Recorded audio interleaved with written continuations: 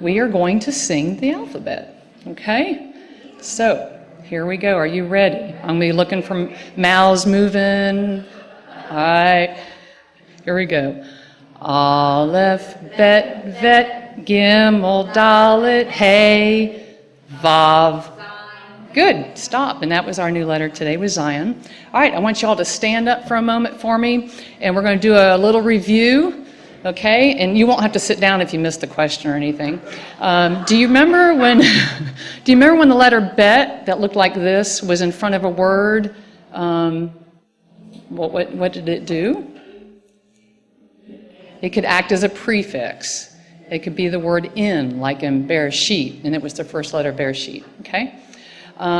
Then the letter Hey, when it's in front of a word, the. Very good. Yay. Okay, and what else was I going to... Oh, okay.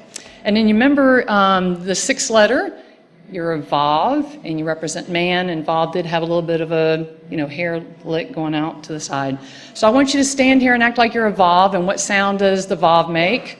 V, right, V, V. And when we threw the dot on our head, we made the what sound?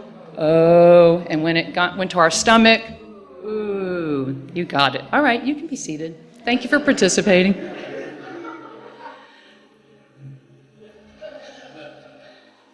Our seventh letter for today is Zion, and it makes the Z sound as in zebra. And it is the seventh letter, and it's Shabbat. And it could be a picture of Yah's arms out, inviting you to step out of the world and to come into his Shabbat. It could be a picture of that. But actually, the Paleo Hebrew, it was a picture of a weapon. And Shabbat is a powerful weapon. In Hebrew, the word for remember is zakar.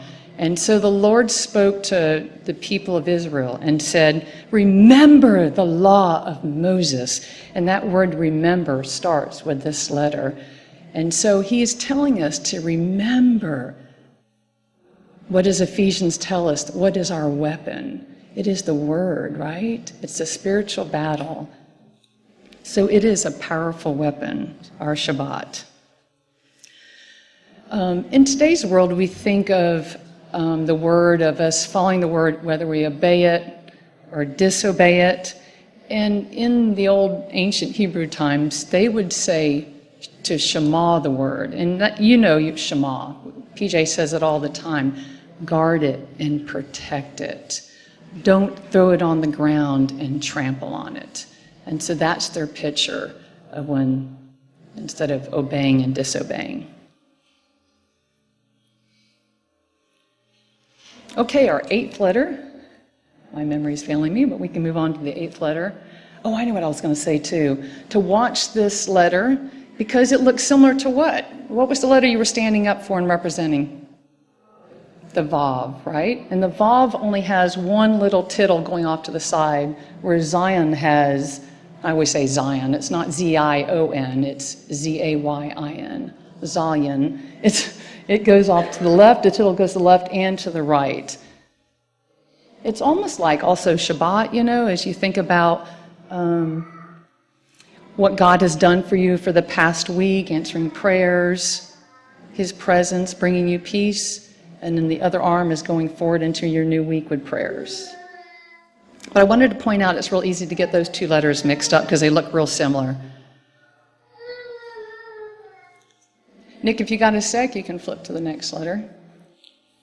Our eighth letter is Het.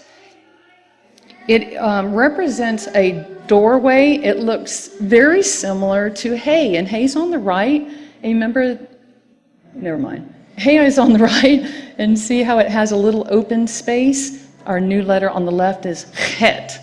And so that space is closed. As you can see, the letters look really similar, so pay attention. The Het means doorway, as I just said, and it's a picture of you moving from one room into another. It means a new birth or a new beginning, and that kind of makes sense. And it doesn't mean door like Dalet did.